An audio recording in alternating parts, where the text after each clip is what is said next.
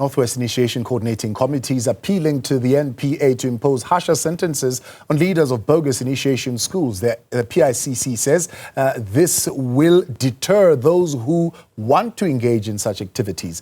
This follows the arrest of a surgeon operating at a school where 25 initiates were rescued on Friday. The suspect will be charged with contravening the Customary Initiation Act of 2021. I'm joined now by Tumiso Keoagile from the Northwest Initiation Coordinating Committee. Tumiso, good to have you and thank you very much for your time this afternoon. How many rescues have you done so far since the start of the initiation season?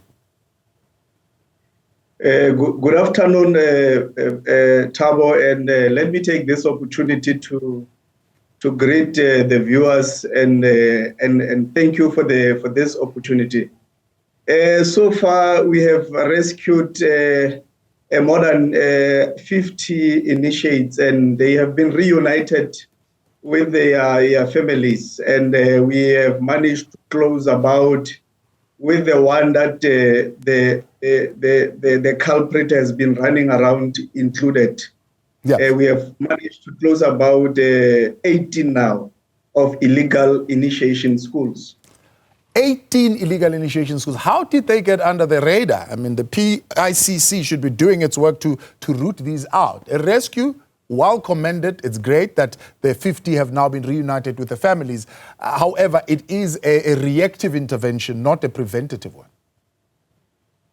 Yeah, but yes, I do agree, Thabo. We as a PICC, we are trying our level best to run across the province, and you'd recall that we have about 3 districts currently that initiation schools are taking place, and then some of these culprits or these criminals that are using this custom for their own selfish interest. We do not know them. They just happen to mushroom from Norway.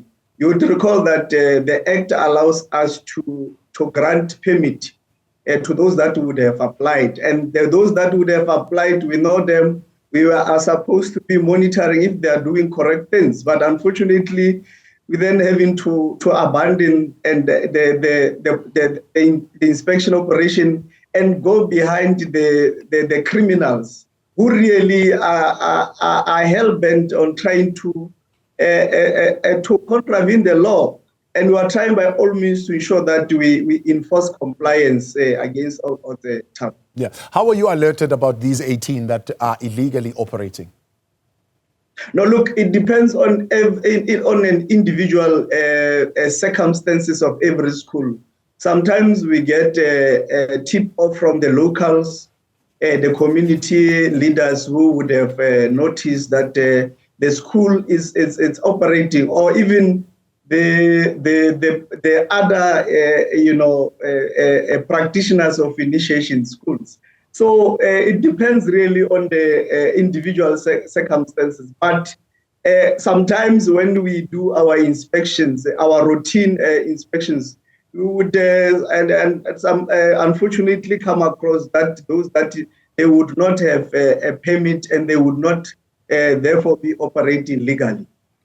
And therefore we close them and make sure that whoever is responsible is then handed over to the police, and then as a PICC, we are then responsible to charge them in terms of the contravention of the Customary Initiation Act.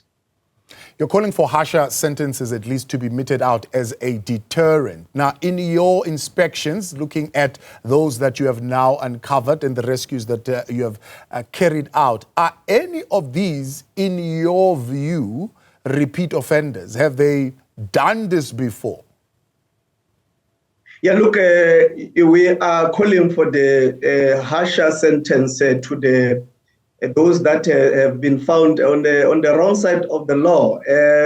Perhaps one needs to take this opportunity, Thabo, to really thank our team and also the South African Police Services, who we are working across the province and even beyond the hours that we are supposed to be working on in trying to help and actually make sure that these initiations are conducted in a safely and a properly manner.